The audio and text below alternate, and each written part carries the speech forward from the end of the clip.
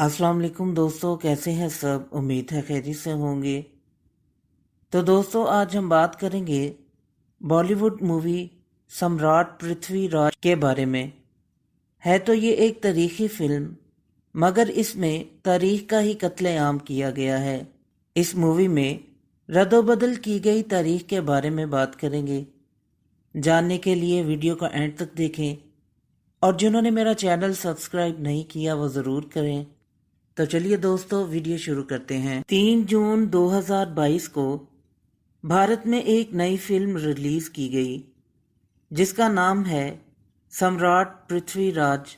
इसमें नुमायां किरदार निभाए हैं अक्षय कुमार, संजय दत्त, सोनू सूद और दीगर बॉलीवुड अदाकारों ने।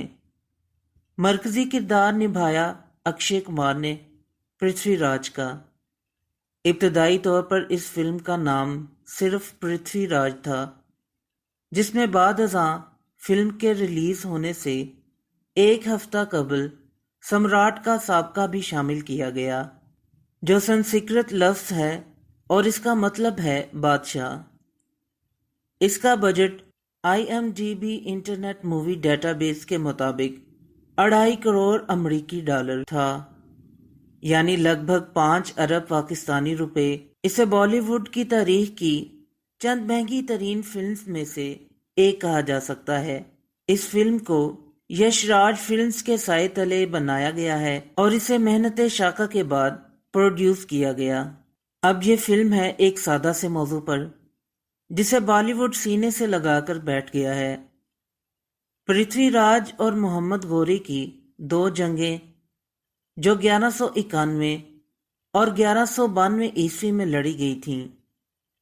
पहली जंग में पृथ्वीराज कामयाब रहे, जबकि दूसरी और फैसला कुन जंग मोहम्मद गौरी के नाम रही और पृथ्वीराज का राजवाड़ा तमाम हुआ। पृथ्वीराज मारे गए, यहाँ ये तारीख ख़त्म हुई। मगर भारत में मोदी का हिंदू तवा यहीं से तो जन्म लेता है।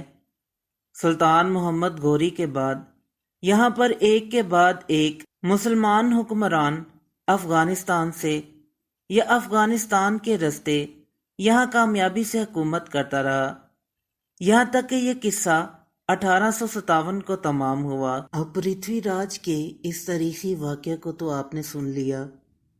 अब ये भी सुनिए जो सम्राट पृथ्वीराज में बयान किया गया है। फिल्म वाले पृथ्वीराज में वो हर खूबी मौजूद है जो किसी इंसान में हो सकती है, जबकि मोहम्मद गौरी इतना बुरा किरदार है जितना कोई इंसान हो सकता है। इस फिल्म में बुनियादी तौर पर बहुत से झोल हैं, बहुत से तारीखी हक़ाइक़ को मसख़ किया गया है, जिनका तज़किरा हम यहाँ करेंगे।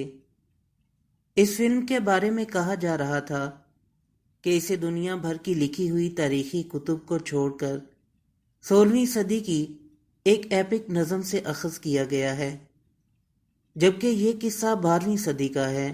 लेकिन मसला ये है कि इस नज़म में बयान करदा तारीख की पैरवी भी इस फिल्म में नहीं की गई। सबसे पहली तारीखी हकीकत जिससे इन्हिराफ किया गया वो है तराइन की दोनों जंगों का मकसद। इन जंगों का मकसद दिल्ली का हसूल बिल्कुल नहीं था। तराइन की जंग इस बाइस हुई कि मोहम्मद गौरी भटिंडा फतह करने को आए थे। 1191 में पृथ्वीराज इसका दिफा करने को आगे बढ़े। इस जंग में मोहम्मद गौरी शिकस्त खा गए थे।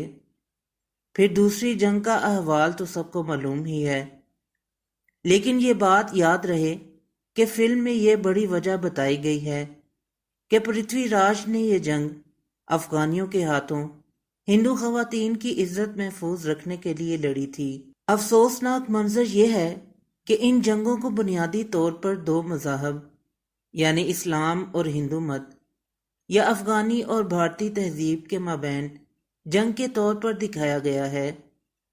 पृथ्वीराज और इनकी अफवाज के लिबास और परचम नारंगी और ज़ाफ़रानी रंगों में, जबकि गौरी अफवाज की सब्ज पगड़ी और परचम भी सब्ज। ये बातें आपको बता कौन रहा है? तारीख में आज तक किसी मौरख, शायर या अदीब ने बशमूल 16वीं सदी की اس ایپک نظم کے شاعر چندر بردائی نے بھی پرتھوی یا غوری کے لباس اور پرچموں کی تفصیلات بیان نہیں کی ہیں۔ پھر ان پر مخصوص ہندو اور مسلمانوں کے مبینہ نمائندہ رنگوں کی چھاپ لگانے کی ضرورت پیش کیوں آئی؟ پھر اس فلم کے بالکل ابتدا میں اکشے کمار بطور پرتھوی راج کہتے ہیں کہ یہ جنگ ہندو مذہب کے لیے لڑی جا رہی ہے۔ کیا آج تک کہیں بھی پرتھوی راج کو ہندو مذہب کے ہیرو کے طور پر بیان کیا گیا؟ جس عہد کے یہ واقعات ہیں، تب تو ذات یا نسل کی بنیاد پر کسی کو پہچانا جاتا تھا، یعنی پرتھوی راج چوہان یعنی راجپوت تھے اور محمد غوری تھے تاجک الاصل۔ ہندو مسلم کی لڑائی کیوں چھڑی جا رہی ہے؟ اب ایک اور لطیفہ سنیے۔ پرتھوی راج سنگ مرمر کے شاندار محل میں رہ رہے تھے۔ حالانکہ بھارت میں پہلی سنگ مرمر کی عمارت 1435 میں وفات پانے والے پہلے ملواڑی سلطان ہوشنگ شاہ غوری کا مزار تھا، جو ان کی وفات کے بعد 1440 میں تعمیر کیا گیا۔ اب یہ سنگ مرمر کے محل اس سے 250 برس پہلے پرتھوی راج کو کون بنا کر دے رہا تھا، یہ ہم کبھی نہیں جان سکیں گے، جبکہ اس فلم میں تمام طرز تعمیر مغلیہ عہد کا دکھایا گیا ہے، جو 16ویں صدی سے لے کر 19ویں صدی تک رہا۔ اب یہ سوال پیدا ہوتا ہے کہ 12ویں صدی میں یہ سب کیوں دکھایا جا رہا ہے؟ وہ 12ویں صدی جب بھارت میں لکڑی کی عمارتیں بنتی تھیں یا سادہ اینٹوں کی دیواریں؟ اور ہاں، پرتھوی راج کی فارسی کا تذکرہ تو رہ ہی گیا۔ پرتھوی راج کو فارسی کے الفاظ گستاخی معاف، عشق، شکریہ وغیرہ کس نے سکھائے، جبکہ خود محمد غوری کی زبان ترکی تھی؟ کس تاریخی حقیقت کے ساتھ کھیلیں گے؟ ایک اور انحراف ہے راجہ جے چند کے ہاتھوں پرتھوی راج کی بدترین شکست اور پرتھوی راج کا دہلی فرار ہو جانا۔ شاید اس منظر کو اس باعث نہیں دکھایا گیا کہ اس سے پرتھوی راج کے اساطیری دیو ملائی کردار کو ذک پہنچتی تھی۔ بدترین اور سب سے افسوسناک پہلو وہی ہے جس میں محمد غوری کو ایک وومنائزر کے طور پر ایک بے حیا اور بے اہمیت شخص کے روپ میں بنا کر پیش کیا گیا ہے۔ یعنی آپ اپنے ہیرو کو آئرن مین بنائیے یا سپر مین، مگر اس کے لیے کسی بھلے انسان کے کردار پر یوں بھدے انداز سے کیچڑ اچھالنا کہاں کا انصاف ہے، جبکہ تاریخی حقائق 100% اس سے مختلف ہوں۔ یہ بات واضح رہے کہ 1192 کے بعد پرتھوی راج کے ساتھ کیا ہوا۔ اس حوالے سے دو مختلف آراء ہیں۔ پہلی یہ کہ شکست خوردہ راجہ پرتھوی راج کو قتل کر دیا گیا، جبکہ دوسرے طبقے کی تحقیق یہ بتاتی ہے کہ پرتھوی راج کو انہی کی ریاست کا غوری سلطنت کا ماتحت حکمران بنا دیا گیا۔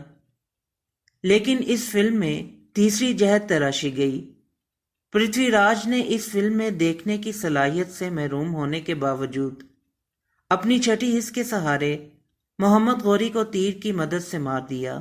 در حقیقت یہ فلم افغانیوں کو بر صغیر میں حملہ کرنے والے بے حمیت، بے اصولے اور برکردار لٹیرے بنا کر پیش کرنے کی ایک اور سازش ہے۔ واضح رہے کہ 7 دہائیوں سے بالی ووڈ ایسی فلمیں تواتر سے بنا رہا ہے جن میں مسلم حکمرانوں یا بالخصوص افغانستان سے آبائی تعلق رکھنے والے حکمرانوں کو ویلن، ڈاکو اور لٹیرے بنا کر پیش کیا گیا ہے۔ تو دوستو، یہ تھی آج کی ویڈیو پسند آئی ہو تو لائک ضرور کریں اور میرے چینل کو سبسکرائب کریں۔ پھر ملتے ہیں ایک نئی ویڈیو کے ساتھ، تب تک کے لیے اجازت دیں۔ اللہ حافظ۔